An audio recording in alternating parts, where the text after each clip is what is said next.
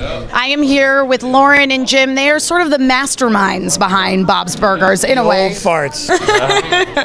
Now, tell me, because I feel like what's so great about Bob's Burgers is it's this family comedy that is about a family that cares about each other. Do you find that you tend to kind of get a positive reaction? Because I feel like for so long, families on TVs were portrayed as being very dysfunctional. Not that the Belchers aren't dysfunctional in their own way, but they are a family that supports each other.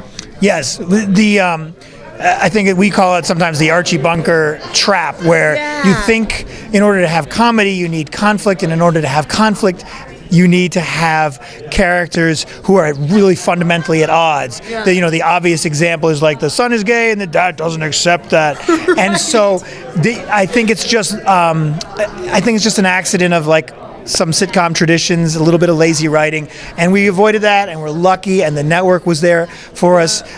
They got it that we wanted to do a show where the family fundamentally loved each other. They still have fights, they still disagree, and we like that too, but they deeply back each other up.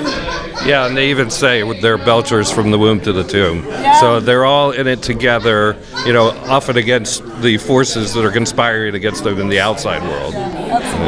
Yeah, I think that's what's so great is that the Belcher family is just based on the fact that like people in of themselves are interesting and complicated, and that's certainly what we see in the Belcher family. Now, all of these characters are very like quirky and complex. Do you have any like inspirations for creating, say, Tina, who I feel like is the idol of the internet nowadays? I mean, a lot of the inspiration for the characters came from the actors who play them. Of course, Dan Mintz wasn't originally going to play a girl, but we did have two things that we had going for us there in terms of Tina. Right. One was we really wanted to use his voice. Yeah. And there is something in that voice that's like a teenage girl. Yeah. And the network wanted us to work on that character. He was a 13-year-old boy. They asked us to take another look at him, and so it wasn't hard for us to get to Tina. It was really one move, just little redraw, same voice. And so a lot of the character of Tina is a little bit of an accident of starting to write for a boy, and then remembering that stuff is universal. You don't write for a boy, you write for a kid. So we got lucky in that, and we sort of stumbled into better thinking, clearer writing. Yeah, absolutely. I'm trying to remember, did you actually direct him to create his moan, which became his catchphrase, or hers, It was her stage fright. She was. We were doing a flashback to show how she didn't just have stage fright. She gets it even in weird situations like calling 911 when they restaurant. So we did a long montage. Where do you tend to draw the inspirations for the storylines? Because I feel like for me watching it, I relate so much to I grew up in a small town on the East Coast, and I feel like this is my life a little bit. Did you draw a lot of inspiration from your own personal experiences? For color and texture, yes.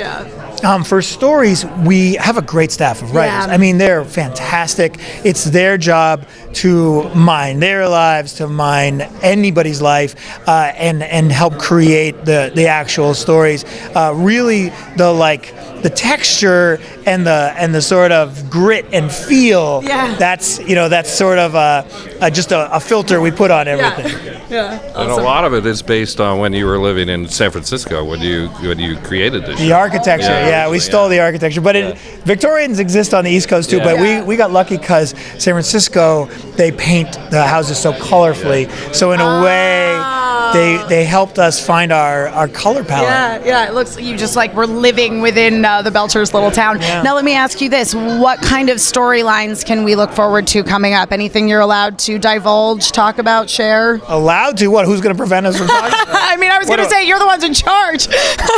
What are we? What are we, like state secrets? The Queen, obviously. We're really excited about the premiere. It's a really kind of an unusual episode for us. It's sort of our Wizard of Oz. Okay. Louise gets the flu. Okay. Is sliding into a fever state. But her mother, actually her whole family, caused her Kuchikopi nightlight to become horribly disfigured. What? Yes, and she's furious. So basically, right before she falls asleep, she is like sworn that she will never forgive her family. And she slips into this dream that takes her basically through this journey led by the ruined Kuchikopi. And she meets her family members in the guise of all the toys from her room. And all these toys we've been looking at since day one, since season 1. Now we picked a few of them, and they come to life with the family's voices. That is so smart. They help her learn a little lesson. I cannot wait to see that. Any more fabulous musical episodes coming up, a la Work Hard or Die Trying Girl?